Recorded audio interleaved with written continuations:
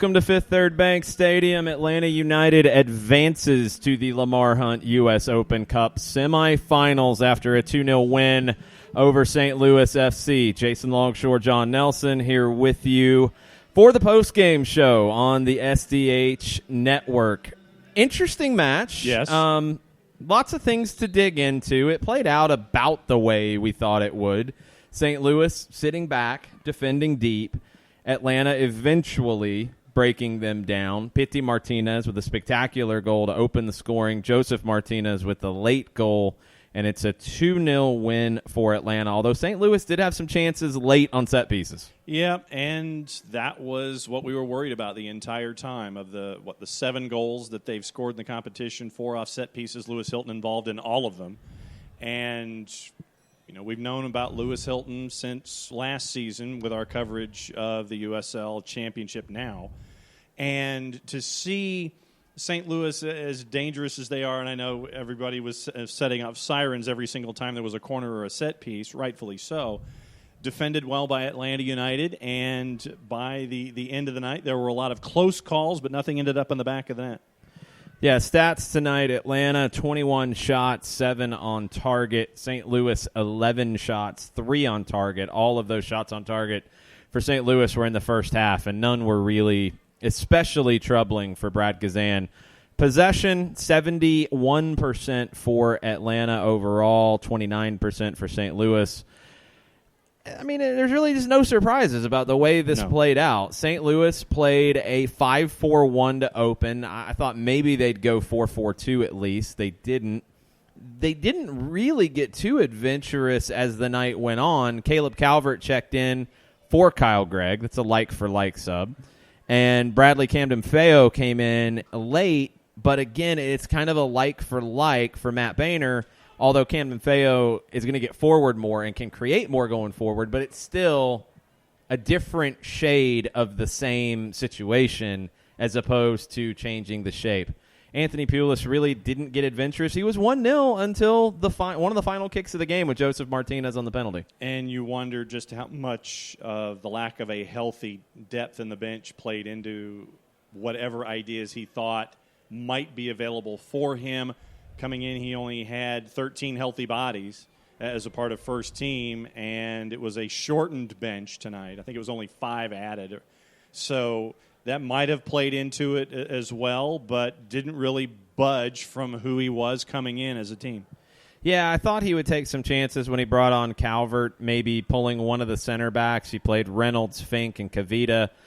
At that point, you're a little redundant there, but it never changed up, and Atlanta was able to see the game out. You took a lot of notes. Yeah, What did you think during this match? Well, and what I usually do when I take notes is it's situational stuff, and then I'll go back and I'll sit there and look at the names that I wrote down in these situations. If there was an instance of a shot, that's how my gibberish is, and there's a lot of Emerson Heineman that is highlighted. There's a lot of Justin Miram that is highlighted. There's a lot of Joseph that is highlighted. There's a lot of different guys who put in workmanlike effort tonight for 90 minutes, and then obviously we can get into the discussion later on in the week about Seattle and what happened here tonight. But the one guy I guess we should probably lead off with is Pity Martinez, man of the match. Yeah, we don't have a sponsored segment for Man of the Match, but Pity Martinez is the Soccer Down Here post-game Man of the Match. There you go. Presented by something. Presented by us. Yes, presented by us. Presented by XL Mints, only available in Canada. Pity had 4 chances created, 3 shots, 2 on target, had the goal. It's a beautiful goal from him after a takeaway from Emerson Heineman. I thought he was really effective. A lot of people talked about his defensive work, which, yes, was there. Thought Pity delivered tonight. He stepped up when he needed to. No doubt. You look at the early connections with Miram. You see a connection with Shea in the 36th. Then you get into the second half, and blowing through my notes, you got the goal in the 52nd where Matt Boehner had a turnover as he was trying to spin to get out of trouble. Emerson Heineman gets into the play, knocks it to PT, and it goes in the back of the net there. You look at a lot of the other stuff, PT had a shot in the 74th that was right on to Gomez, and he had to make the save. And so there were a lot of instances where he was completely and totally locked in tonight, engaged, got the goal on the board, good for him. And then you enjoy seeing moments like this. And you also look at the reception he got coming off when he was subbed, and I thought that was just as important to the grand scheme of things. Yeah, that was good to see. Who else stood out to you tonight? Wow. Pretty much close to choice D, all the above. Let's talk about Justin Miram. Okay. And the way that he was working on the left-hand side. And for me, the only way that I can really describe it is that Miram seems to be locked in right now. And I mean that both in action on the pitch and pretty much in the starting 11 when he's healthy and available. And you see how he's able to create. And you can see the wheels turning, and you see how he can do things over there on the left-hand side, how he wants to cut in, how he's interacting with Breck Shea with the ball, how he's trying to get it into the six to create opportunities for Joseph. There was the one where he ended up trying to send it into the six, and it goes all the way through the goal mouth out the other side. So it's a lot of different things for Justin Miram. You look at the sheet once again, the interaction with PT early on before the 30th. He was a little shaken in the 33rd. Then you look at the combination he had with Escobar in the 44th. So with Escobar, that's another name that I've got highlighted that's different on the sheet. In the second half, in the 47th, he had a shot that was high that went over the bar. And you had in the 51st with Miles with a stand-up tackle, and then that was the one where Miram ended up going through the goal mouth. In the 52nd, a minute later, after creating the opportunity that went through the goal mouth, you had Miram and Shea and Heineman, which which forced a save from Gomez in the 52nd, which came just before the goal in the possession before.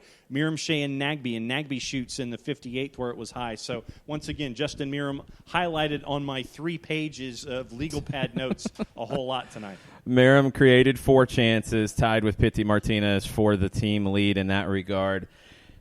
I thought there were a few opportunities that he didn't make the best of on the night, but I thought overall, again, Miram is dangerous, and that's what you want. And can we talk about what happened when he went off in the 85th? Yes. I thought it was really special to see that, and it just adds to how the 17s have completely and totally embraced Justin Miram for his effort and what he's been able to do. And basically, because he was sent off and he had to go to the far side away from the benches. He was subbed out. He wasn't sent off. Well, get the language right. He didn't get a red card. He was subbed off, but he was sent over to the far side, and he had to walk all the way around. That's the new rule, yeah. They're going to make him go off on the closest area to leave the field. When you and I were growing up, there was only one place to exit. Nowadays, you can do it in both. It just changed. It's in the new laws of the game. I'm actually surprised they did it here. Yeah, Rosendo Mendoza makes sure that Miram goes off on the opposite side, and so because of this, Justin has to walk all the way around the pitch and take the slow walk, but of course that meant that he got to do it in front of all the 17s, and it literally was a procession of applause for Miram,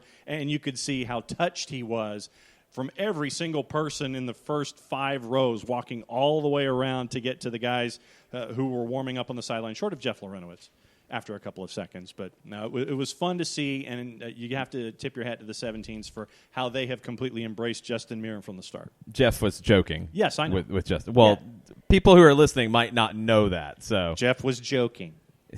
You want to explain the whole thing because you've confused everybody. Sure. All right, so Justin's working his way around from the far side, coming over to the side where the benches are. Goes behind the net. The 17s are going absolutely ape nuts, as they should have. Yes. And Justin is applauding and working his way around, tapping the crest and all that kind of stuff. And then he goes to the players who are warming up. First one in the receiving line is Julian Gressel. Gressel sees Justin, shakes his hand, everything's cool, great effort, there you go. Next guy in the receiving line is Jeff Lorenowitz. And much like the baseball players who see the player hit the first home run in his career and they'll wait a couple of seconds before they congratulate him. They ignore him, They turn their back or whatever. So Jeff just kind of stares at him for a couple of seconds. Blind look.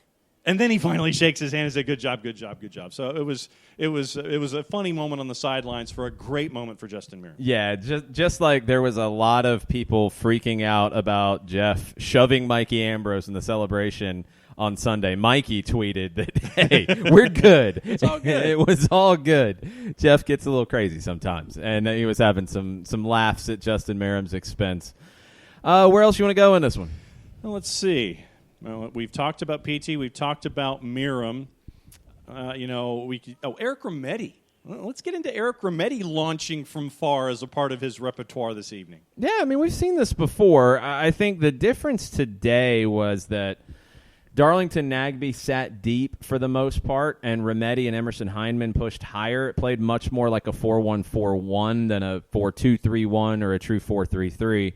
And that gave Remedi a lot of license to bomb forward. And I love that setup. There's going to be some interesting decisions for Frank DeBoer with this group now with Heineman in the mix. I thought Emerson was very good tonight. You could tell a little bit of rust to knock off, but Emerson Heineman was high quality tonight. A lot of people were big on Heineman tonight, including G-Rod, old at CNAGS21. He liked Heineman a lot. I was getting a lot of tweets about Heineman all night long. He was good. I mean, he lived up to what I was expecting out of it. It creates some dilemmas because you can play with three in the central midfield like we saw tonight, Nagbe, Remedi, Heineman. That means Pitty's out wide. That means Barco, when he's healthy, is out wide. That means Justin Meram's pushing for time out wide. That means Julian Gressel's pushing for time out wide. Or you play two of those three and play Barco or Pitty or Gressel centrally as more of a 10. There's a lot of options for this group, and you've added another one in Heineman. But what I liked about tonight in terms of Eric Remedi is with Nagbe sitting deeper, and we've seen this at times this season where Nagbe's playing more of a true number 6 as opposed to an 8.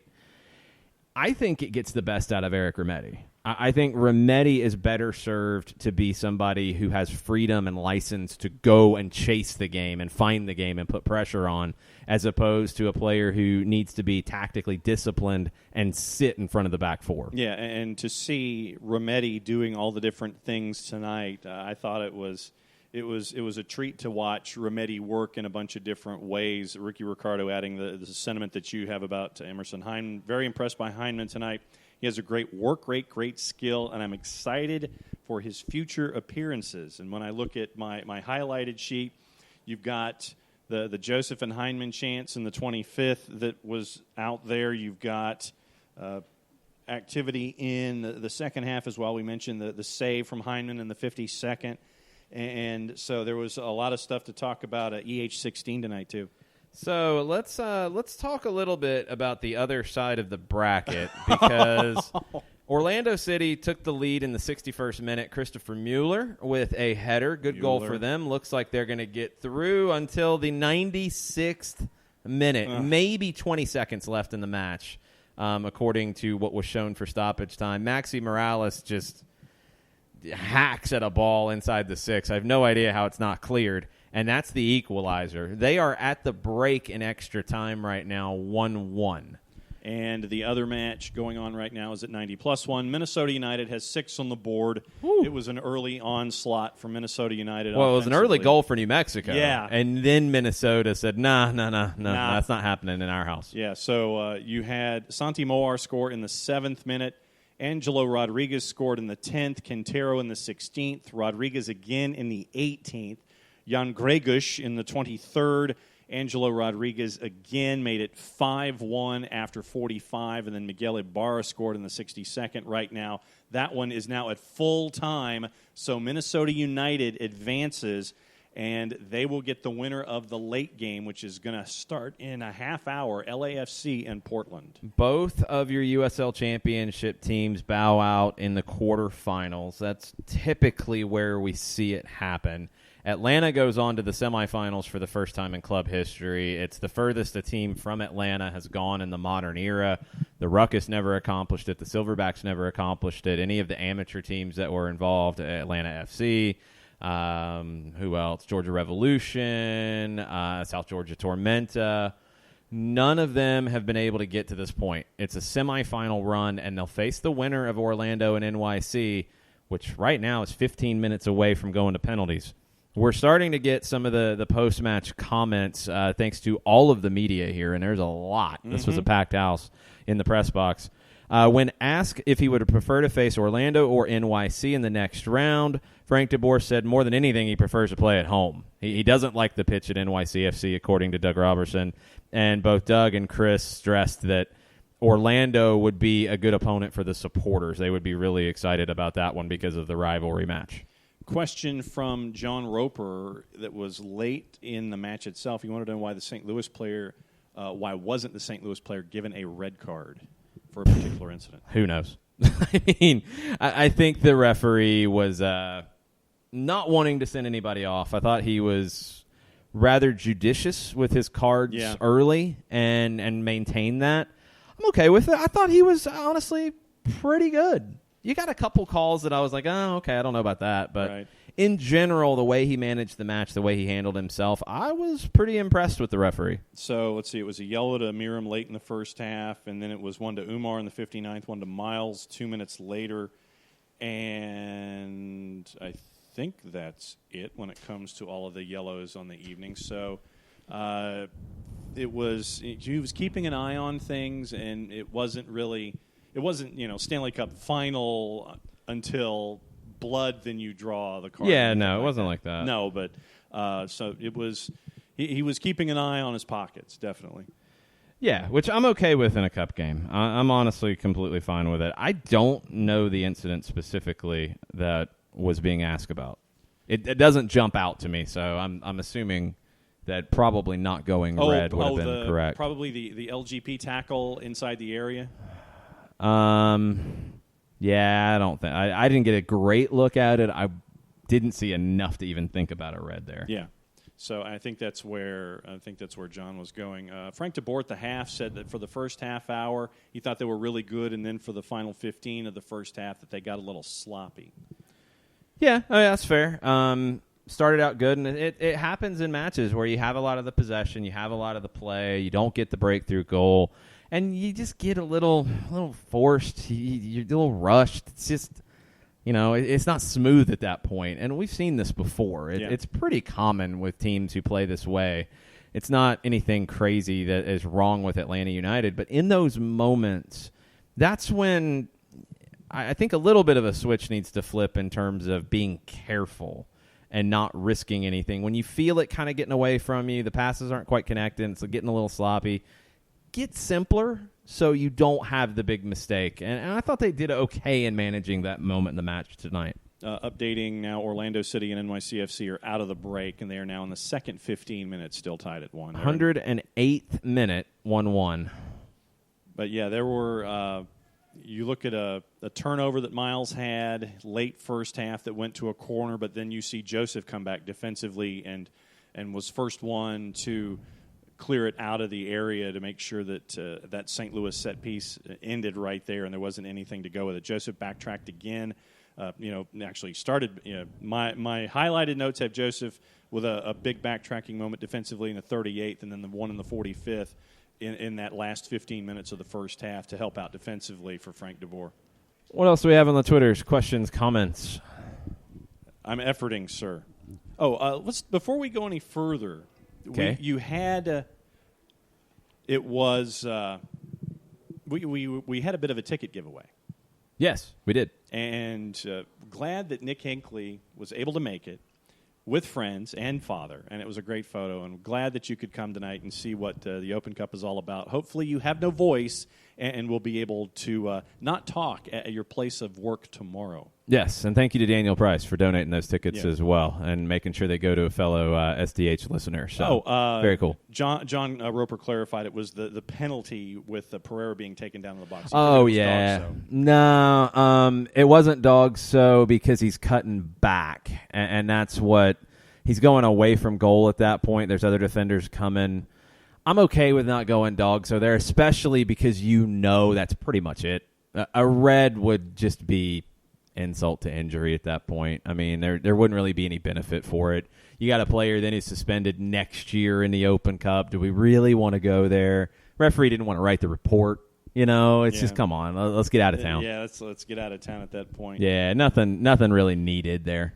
And you look at, I've got more Escobar working tonight. That's another guy that I had with a couple of activities that were highlighted as well. And obviously we know how important Escobar is, how important the Joker is to the lineup, and seeing him work off of the right-hand side, getting engaged as he typically does. Once again, I know that you and Mike had the numbers, and I can't remember the number off the top of my head that Mike posted recently about lineup when Escobar's in and wins and losses and draws when he's not. But once again, this adds to the win column. Yeah, I think there's one loss when he's been in the lineup. So, yeah. I think Chicago was that first loss, if I'm not mistaken.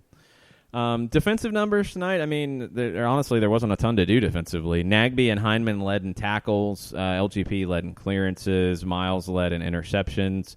Robinson and Nagby led in possession gained. So not a ton to even dig into there. St. Louis did what we expected. They played for set pieces. They did put a scare or two into Atlanta United on those, especially late where they had a series of, 3 corners in about a minute and a half? Yeah. And goalkeeper came up for it, and they didn't get a shot off on any of it. No. Gonzalez Perez had one header away. Robinson had another header away. I think Escobar had a final clear.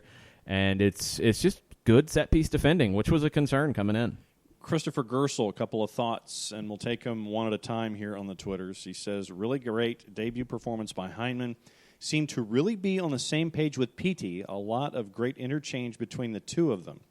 Now, I guess go ahead and start there because he's got a couple of follow-ups. So go ahead and we'll start with the interplay. Yeah, I mean, it's tough when you're a brand new face in the group to be able to link up that well. And something I noticed about Heineman straight away was his communication. I mean, he was early on, he wasn't timid. He wasn't sitting back because he's the new kid in the group. He was pointing things out. He was pointing, where he wanted the ball. He's pointing, where to play it, how to switch, things like that. He was talking a lot. That shows a big personality, and that's good to fit into this group because this is a group with a lot of big personalities. You kind of need to be that to fit in. Thought number 2 from Chris. He says, the thoughts on possibly a front four of Joseph up top with Barco, Heineman, and Petey free-floating and interchanging underneath. It's possible. I mean, I think Heineman ultimately will be better deeper in the midfield, but it gives you possibilities. I think Heineman's more comfortable in that role than Nagby is when we've seen Nagby push higher up into the team.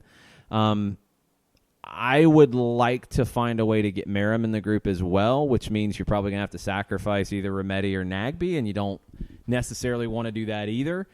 You're going to have different looks for different opponents, and that's the interesting element now when you look at what this team has across the front. Joseph is Joseph, but beyond that, when everybody's healthy, you've got Barco, Villalba, Gressel, Merrim, Pereira, Heineman, Remedi, Nagby, who can all play in one of those central midfield roles depending on what you need. That's a lot of 8 different options. That's not including Andrew Carlton. Nope. That's not including Brandon Vasquez, who can drop into one of those options as well. You're at 10.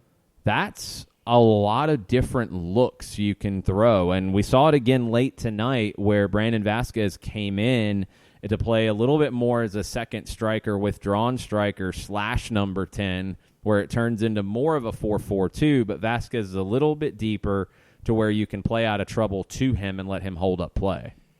Second thought from Chris goes along with the 10 names that you just mentioned. He said Merrim, Tito, Gressel as rotation pieces in support of that group of 3.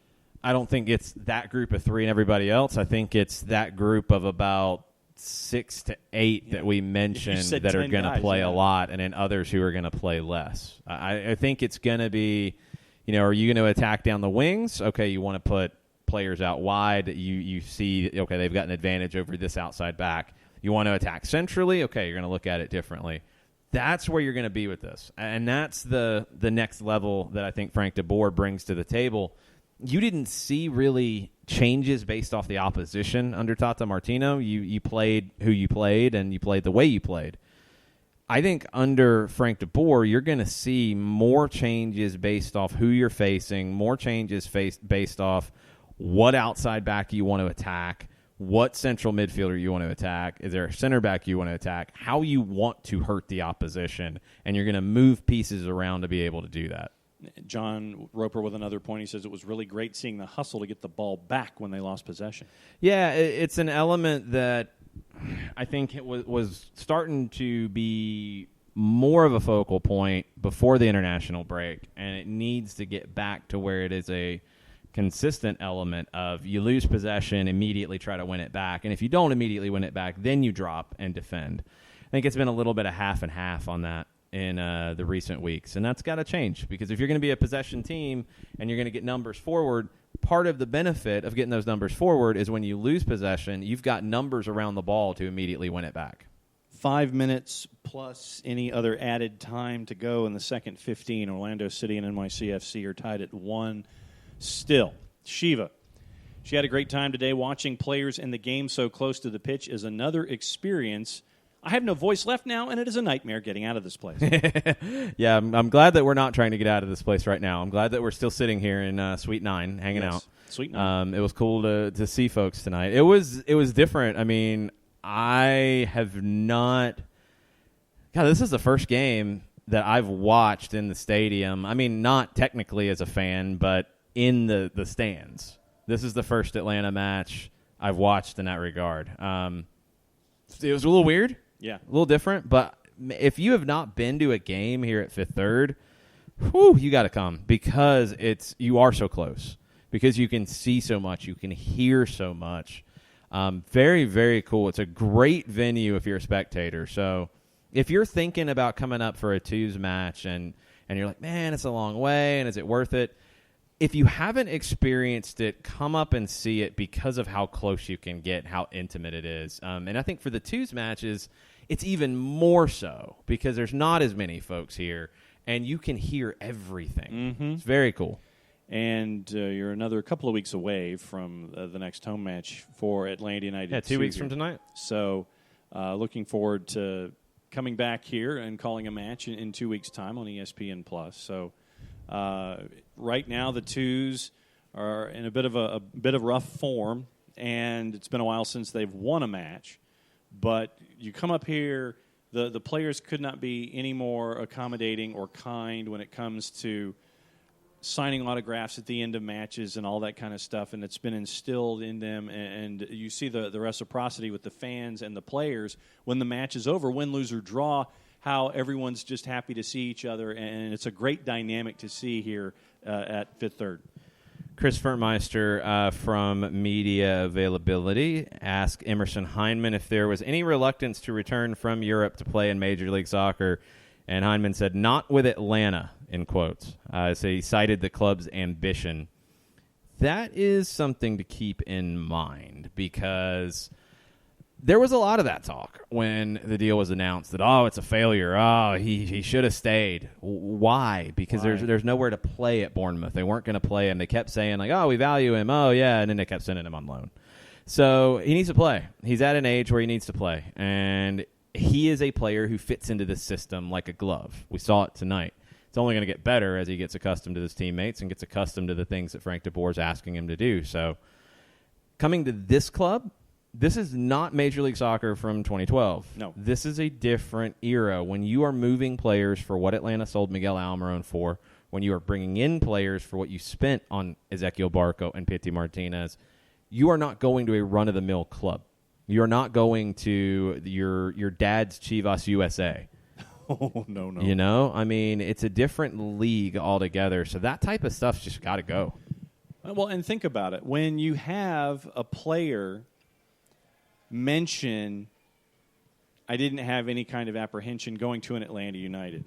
When players in South America want to come and play for Atlanta United, word of mouth amongst players gets around. And when you see a player say things, that rubs off on that particular Venn diagram of player. It's like, okay, who's in Emerson Heineman's circle? They see that quote. Mm-hmm. When P.T. Martinez comes to Atlanta United, South America sees him come to Atlanta United, and it rubs off, and there's interest. Well, okay, well, if Ezequiel Barco can come, then P.T. Martinez can come. Who would be the next one to come from South America to be a part of this process and experience what it's like to better your game with Atlanta United so you can go to wherever you'd like to go next? Emerson Hyndman comes home to play in MLS.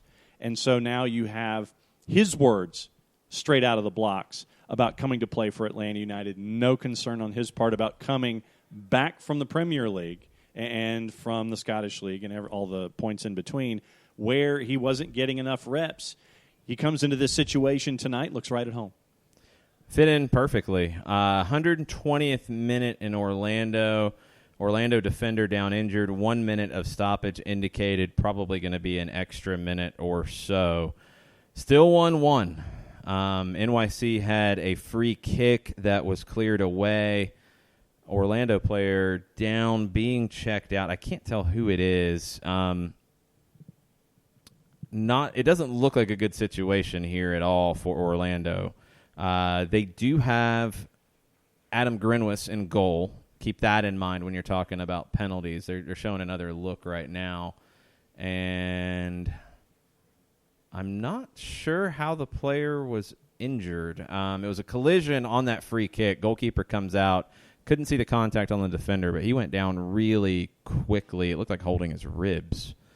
And he stayed down on his back. So this is going to take a while before we get to penalties and we get to the end of this. All right, Chris Gersel again to Jason.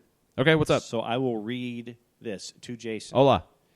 With Campbell's contract not going into effect until 2020, Kunga and Gallagher on loan, we have 3 open spots on the off-budget roster. Do you think Atlanta makes another homegrown player signing, maybe Will Vint? There's not 3 open spots. There's 2 open spots. I'm going to double-check that right now. But Anderson Asayadu being waived opened 1, and the Gallagher loan opened the 2nd. Let me see if anything's changed on MLS's website, because they're usually pretty good. They don't really announce when they make these changes, but they're pretty good about showing them. Actually, they are showing, and let's see. Okay, so it's not updated, first off. Gallagher is still listed on the supplemental roster. That could be dependent upon who is paying his salary at Aberdeen. He might not be off the roster at the moment. You do have a reserve roster spot, which could be a homegrown signing like Will Vint. That is true. The roster has not been updated for Emerson Hyndman to be added yet, so keep that in mind.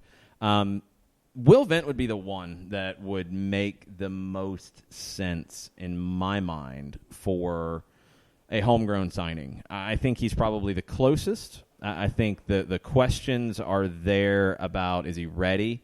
We've seen enough with Atlanta United too, I think, to show his quality.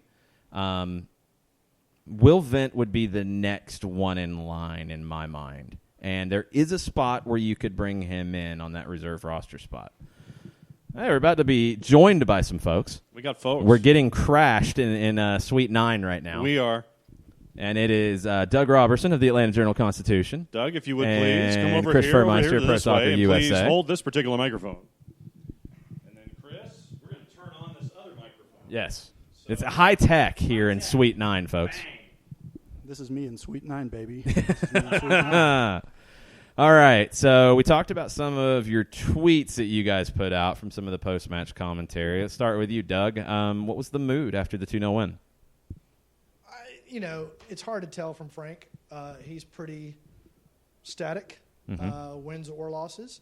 And then we got Breck Shea, pretty static, wins or losses. And Emerson Hyndman, who I don't really know well enough to know if he was excited.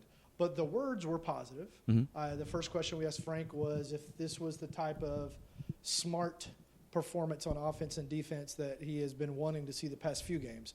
And he said yes. He said particularly the determination and concentration in those final minutes to get away those corner kicks to seal the win. Of course, then Dion wins the penalty kick, but the game was decided at that point. Yeah. That was a couple of the highlights. What did you think, Chris? Yeah, I mean, I thought that they were in pretty good moods. I mean, you have to be in a good mood after a win, especially after some disappointing results. I mean, I will say that Frank looked a little more despondent after the Red Bulls game, and he did not look despondent tonight, so that was a difference in his mood, I would say. But yeah, it seemed like that they were mostly happy. It didn't seem like anybody was particularly thrilled about the way the last 15 or so minutes of the first half played out, but they liked how they played in the second half. Yeah, that last 15 of the first half is where it felt like it got a little out of control. Orlando NYC going to penalties. It's the magic of the cup. The magic of the cup. Have you seen the goal Maxi Morales scored? No, I heard that he scored deep into stoppage time. It's a clearance, like Orlando can't get it out, and Maxi Morales just stabs at it inside the 6, and it somehow gets home. It might have been deflected. Yes, going to penalties. Got it up right here. So James O'Connor is talking to his crew. Dome Tarrant's talking to his crew. Who do you think's the better opponent for Atlanta? Doug? It depends upon the site. And then we don't know that till 2 o'clock tomorrow. Is that correct? 2 o'clock tomorrow. Yeah, I don't think it's going to be at Yankee Stadium based upon what Conti has said. Right. If NYCFC gets the right St. John's, host, right? I believe that's St. correct. John's. I know nothing about St. John's and its soccer stadium. I think it's their soccer stadium. I think they've played an Open Cup game there before. I think it's actually a pretty decent field. It's not a U12 field. Right. Frank said point blank he would love to host. I don't know what coach wouldn't love to host. Atlanta United, I asked earlier today where the next round would be after the first rounds have been here. They said they don't know. I think, they know the opponent regardless, Orlando or NYCFC. It's an MLS opponent. I got to think they'll open up Mercedes-Benz Stadium, particularly because it's a pivotal game. They will need the supporters. And I love the supporters. The supporters love you, as we heard earlier. Oh, boy, I heard about this. We'll hold that. We'll hold that one for a minute. So let me talk to you, Chris, because we talked about it earlier, talked about it with Mike Conti. John and I have talked about it. So now we saw the lineup tonight, first choice. I think we saw the intention of how important the Cup is. You've got the trip to Seattle coming up. Then you've got the home games. What do you think the lineup in Seattle looks like?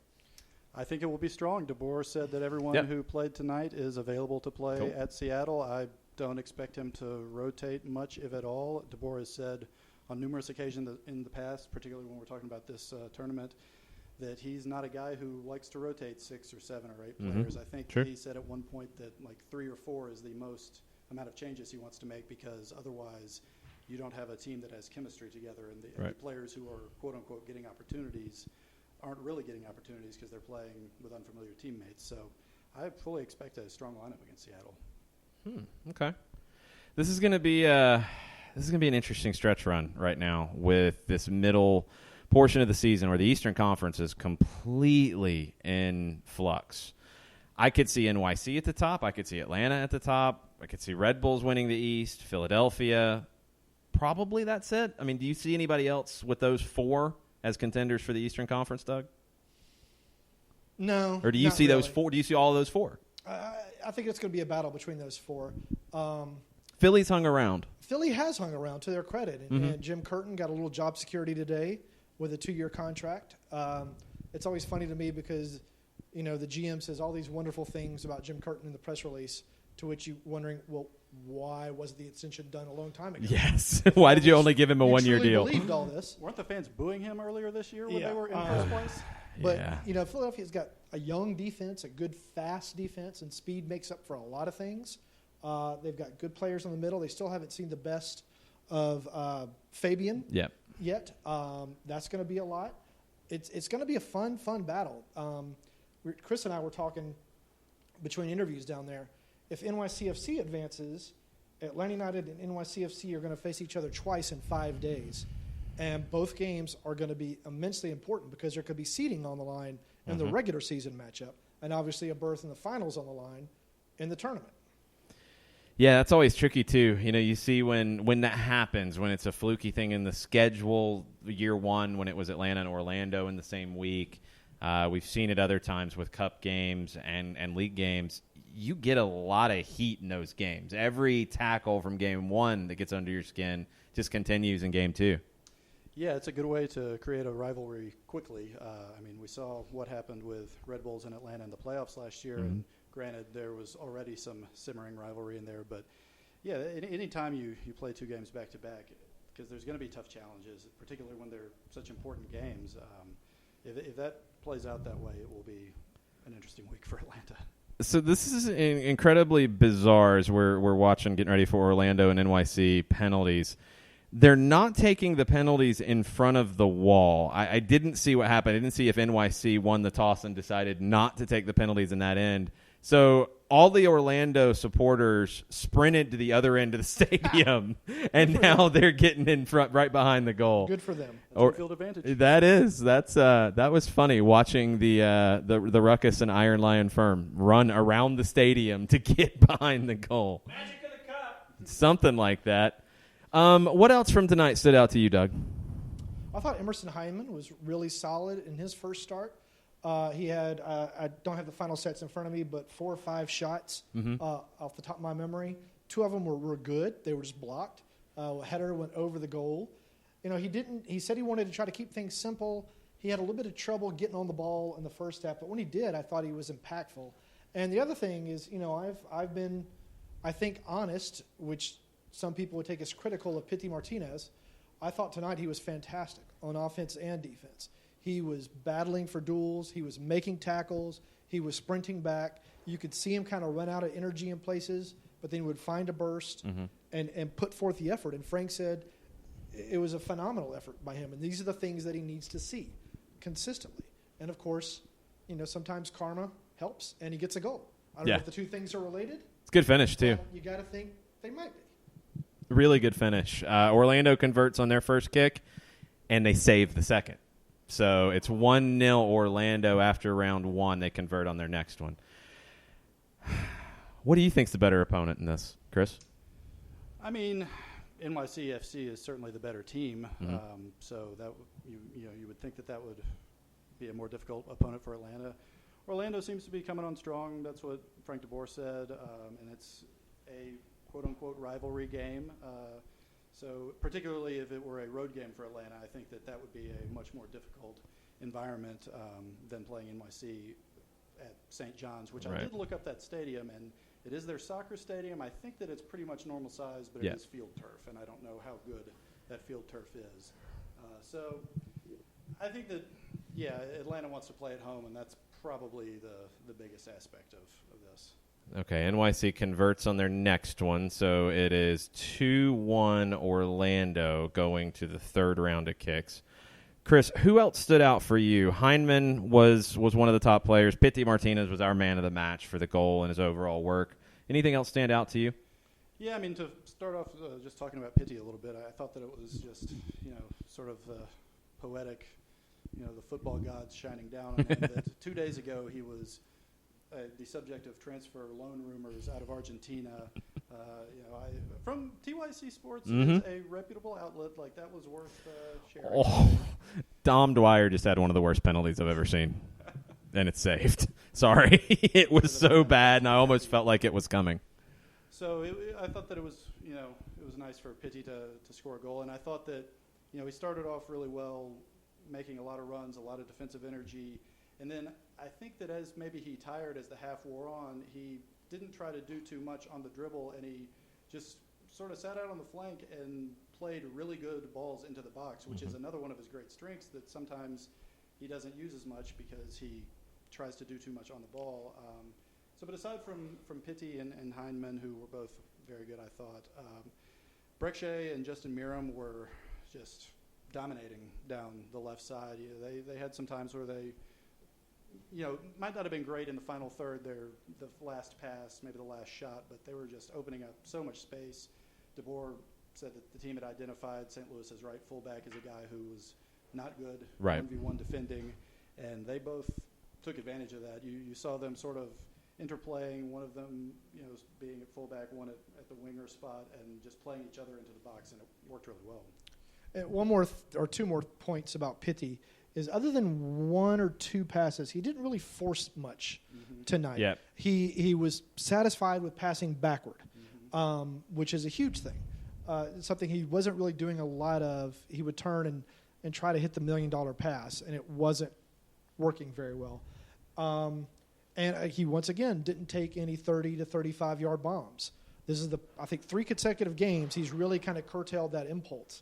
I thought Leandro and Miles were fantastic on defense. Leandro had a really rough first half on offense, kept missing with those long diagonal passes. But, I mean, Miles had just a monster tackle to stop a counter down here after a Pitti giveaway. And Leandro cleared 2 of those corner kick headers, and Miles cleared the other, I think it was, in St. Louis's last gasp to tie the game at 1. I was laughing because Frank talked about on Tuesday, if you want to get emotional with the refs, let me do it. You just focus. You concentrate on the game. And, of course, Leandro could not help himself. Oh, no, that's not happening. That's a nice idea, but it's not happening. We're in the final round of penalties. It's 3-3. Orlando converts, so NYC has to convert to keep this thing going. Absolute chaos in the Cup. You saw the Minnesota-New Mexico score. Yeah, Minnesota took that lead, and we were all cheering in the press box. And then I looked at the final score in the post-game presser, and 6-1. Yeah, Minnesota is rolling. Yeah, right they now. are playing really, really well right now. Jesus Medina stepping up for NYC. A player who really hasn't lived up to the hype. This is a big, big kick for him. We're not doing play-by-play, by the way. That's not happening. That's not happening ESPN Plus. It's observation. There's just things happening that need to be discussed. And it's converted, so we're going to sudden death in penalties in Orlando because, it's the magic of the Cup. It is. Oh, man. I had a question. I want to get both of your takes on this. So we saw a midfield tonight of Remedi, Nagbe, and Heinemann. That meant Pitti was out wide, and we saw Merrim tonight. Got Barco coming back here at some point. Got Tito Villalba coming back at some point. You've got Julian Gressel who will be fighting for time. Do you think we'll see that midfield trio more as the season goes on? I sort of think that that's a possibility. I mean, I think that Heinemann is, I've said this a couple times. DeBoer, it's his first year with the team. Like, he's inheriting players. He didn't get to make any really off-season moves of his own all that much. So Heinemann's kind of the first guy that he's bringing in, and I think you see that he just gives a little more in that attacking midfield role of the midfield 3, where he really makes a lot of, and Gressel makes runs into the box as well, but Heinemann just seemed to be a little more diverse, like a little more darting, diagonal. He brings a little bit of sort of the attacking midfielder, but also the box-to-box midfielder that you kind of don't really see from the rest of Atlanta's midfielders. It will be Orlando City and Atlanta United in the semifinals of the Lamar Hunt U.S. Open Cup. In Green Street Hooligans when they all find out that Millwall and West Ham have been drawn together. Basically, yes. James O'Connor is very excited with his purple tie, and Orlando will be moving on to face Atlanta. I mean, it's kind of destined. It kind of should be the case for this. This is the sort of thing that, for those who are detractors of Atlanta-Orlando being a rivalry just because it's, geographic, but they're not really that close. And some people say that one team has to lose for it to be a rivalry first. But all that being aside, playing in the semifinal of a tournament that both teams really want to win, that is something that will spice up the rivalry. Yeah, absolutely. Adam Grinwis is the hero. He makes the save on the final kick for NYC. Doug, midfield going forward, do you think we'll see some of that? Do you think we'll see Barco or Pitti more as a 10, Gressel as well? How do you see 8 different players, honestly, who can play in those spots? If Pitti will play defense consistently like he did tonight, you can put him out on the wing. Because then the fullbacks can come up and get involved in the offense, and that changes a lot of what Frank wants to do because he consistently talks about wanting to get runners in behind. Well, if one fullback has to stay back, you got no runner on that side.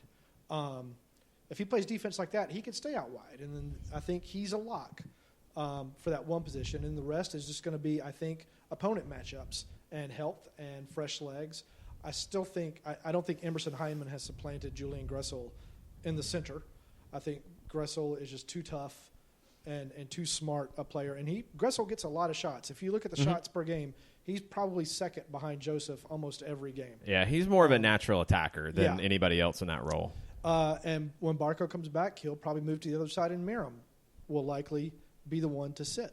But it's a nice problem to have, and it can create some matchup problems. You got Vasquez sitting out there too that you could bring in if you want kind of a battering ram approach and some tactical flexibility to switch to two strikers up top. But you kind of have that with Villalba, but Villalba and Joseph are different. Are kind of, they're not that different as Vasquez and Joseph, for example. Right. So, yeah, I think it's a lot just going to depend on matchups and fresh legs. I do think, and I don't like saying this, but I think it's the truth, so I will say it, that Jeff's days are probably numbered, unless he was hurt. I thought he was the one lock on the whole roster tonight because he can't go to Seattle because of his red card. Right. And he didn't play. I don't know if he's hurt. He trained.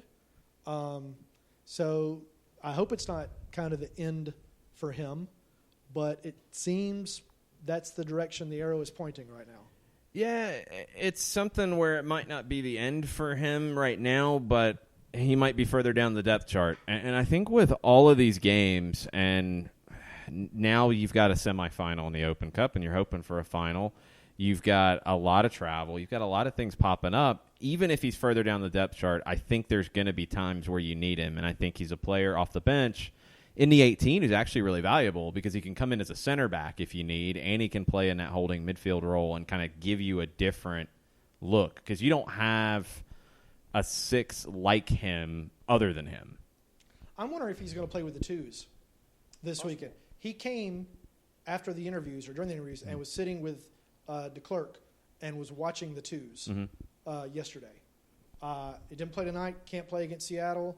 He might want as game well. time. That's something that DeBoer would do to keep him in game shape. If he wants to do it, yeah. I mean, Jeff doesn't like it when he doesn't play. Yeah. If Jeff came to him and said, "Yeah, I want to play with the twos this weekend," he would put him in a heartbeat. Absolutely. And how great would that be for a player like Will Vent to pair next to Jeff in the holding midfield and be able to play off of him? Those are the types of unique possibilities that you're starting to get now. Anything else from commentary? That sounds like there weren't really many players available. Pretty basic stuff, but anything else we've missed? I don't think so. I think just what we've been talking about, all these players. Atlanta, even though DeBoer doesn't use it a ton right now, but Atlanta has some depth I think in a way that most MLS teams historically and even now really have not. And that's the thing is that we talk about, okay, so there was a very bad game in Chicago, and then there was a tough game against New York that they would have liked to have won. But Atlanta's been playing pretty well. They're still in the top half of the playoff picture. And they've been doing this without Ezequiel Barco for so long. Tito Villalba has been injured for quite a while. Joseph was gone for a few games, and they were able to get this far in the Cup without him. So you're seeing that there's not a whole – I mean, I think that I mentioned it maybe on Doug's podcast at some point, but I don't know when. But Justin Miram, that's a player who, with Barco and Villalba ahead of him, he's kind of a third choice, depending on how you rate him with Dion Pereira, third or fourth choice winger. Right. And he's coming out and given Atlanta extremely valuable minutes. So I just think that they've got depth that not a lot of teams have, and that this team has not had before. Yeah, it's a different level of depth for sure, and I don't think there's anybody else in the league who has this type of depth. Doug, is there anything else that we've not hit that jumps to mind for you tonight? Oh, there's a few things. Oh, we didn't talk about the supporters, your friends. No, it's all right. No, it's funny to me. I just, it's hard to talk about this on Twitter because the character count is so slow. Yes. You're so short. I mean, it's, I just don't understand the need to curse in the chants. It doesn't make them more effective. I don't think it makes them more fun. I curse, but I don't stand in the middle of a restaurant. Yep, Chris can vouch for that. I don't stand in the middle of a restaurant around people and just start saying the same words over and over and over again, which is the equivalent of this. And what's funny to me is all I said on Twitter tonight was Atlanta United is saying a certain chant. I don't like it. You can guess which one. And then suddenly I'm being told, to F off, and all these other things. And I'm like, so I'd say, just as you have a right to say it, I have a right to say I don't like it. Yeah, and exactly. that makes me suddenly the bad person. Yeah. Which is, it's just funny to me. But I love the supporters. People come up to me all the time. We always have nice things to say to each other. I always appreciate the readers, those who follow me on Twitter. I don't understand the cursing. I've said it about the Red Bulls. I've said it about Orlando when I've been there. But, I mean, you have a right to do it, so you could do it. And I have a right to say I don't like it. It's not that big of a deal. Yeah, it's not. I think my biggest complaint with it is like the chants that we hear with that, you hear everywhere. Yeah, they're not like unique. Yeah, if it was a unique one, okay, cool. If you want to do something with CeeLo's song, for example, okay, cool, have at it. To me, it's a little played out, just that one. That is a problem with sort of MLS supporters culture in general, is that there seems to be an MLS supporters section songbook that gets distributed. There's a few, yeah. Everybody sings Esta Noche. There's a few that I think people just, and I get it, and you've got to go to those sometimes. I think Atlanta is generally pretty good about having a different sound. If you just turn a game on, it sounds a little different. Portland has a lot of unique things that sound different. DC has as well. I'm trying to think of others that have a different feel to it. I will say that LAFC, they do. They absolutely have a different feel. I will say that the chant in question that Doug had a problem with tonight, I actually thought that it was more successful tonight because in this more intimate environment, you could, the supporters were loud, whereas when they do that chant in Mercedes-Benz Stadium, and if you're at the other end of the stadium, you can't really hear the supporter section that much, so it seems like you can't do that chant because we can't really hear you sing that. This is very I thought true. It worked much better tonight. It was a little more appropriate in terms of the location. I don't know how much the Kennesaw families enjoyed it. Yeah, there's that. We'll see. It's just the whole thing's just funny. Yeah. And me not liking that word suddenly means I don't understand supporter culture, soccer. I'm a bad reporter. See, I don't think that word has anything to do with supporters culture. No, like it doesn't. It's just it's a word and a chant. And that is unnecessary. Yeah, like that doesn't make it supporters culture. You can say freaking, just as effective. Jerry Seinfeld, clean comedy approach to supporters. Yeah, it's just funny. Oh boy. Okay, go ahead and yell at me too if you want to at Longshoe and Soccer down here, and John's over there nodding in approval, so you can yell at John on it too. At OSG Nelson. Chris, what do you have coming up for people to read? I have posted my game story from tonight. I will update that with some quotes and details. I will probably have 3 takeaways from the game in the morning, which I imagine will have to do with Pity Martinez, Emerson Heineman, and perhaps maybe Justin Mir and Breck Shea, perhaps a little bit of talk of the refereeing, Atlanta players. What did you think of the referee? I thought it was... I don't think it was as bad as maybe the Atlanta players thought. I thought that they did have some grievances. That I thought he was okay. Yeah. Yes, I didn't like that one at all. Brutal. Yes. I really couldn't believe that it was not a card at yes. all. Looking at it live, I thought, that might be orange, could be leaking into red territory. And then I think it was Justin Miram who later picked up a yellow on a clumsy tackle that he committed when he slipped. And I certainly didn't think that it was any worse than the previous one. So I thought it was inconsistent in time. I thought that St. Louis's goalkeeper did get away with a little bit of time wasting. Started in about the 13th minute, but it was fine. Yeah, it was. He was okay. The ref was okay. Doug, what do you have coming up for people to read?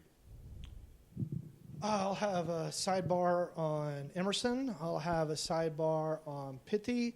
I'm going to go upstairs real quick and write a short about Atlanta United playing Orlando in the next round with the quotes from Frank that we were able to get tonight. I'll have the player ratings, and I'll probably have a short on Frank just talking about everyone tonight should be available for starting selection against Seattle, which is a little bit stunning to me, but I'm not the coach, I'm not the physio, I'm not the trainer. I can only go by my experience, and I saw when he ran out the same starters from D.C. to Monterey, what happened in the final 10 minutes at Monterey. So we'll see what happens at Seattle. It'll be interesting. Make sure you're following Doug Robertson, AJC on Twitter. Get your subscription to the Atlanta Journal-Constitution for all of Doug's great content. Atlanta United News Now on Facebook as well. And CCFUHR? That is correct. Yes. I don't know phone numbers. I know Twitter handles. CCFUHR on Twitter. And make sure you're checking out all of Chris's great work at Pro Soccer USA. We'll be back tomorrow morning with our usual morning show. It's a Thursday Thoughts edition, so you can go ahead and start sending them our way. Use that hashtag, tweet at us at Soccer Down Here. Much appreciated to everyone who joined us tonight, everyone who listened and interacted with us. Thank you so much for listening. We're out. Mucho plata, y'all. Scoreless in the 6th, LAFC in Portland. Mucho plata, y'all.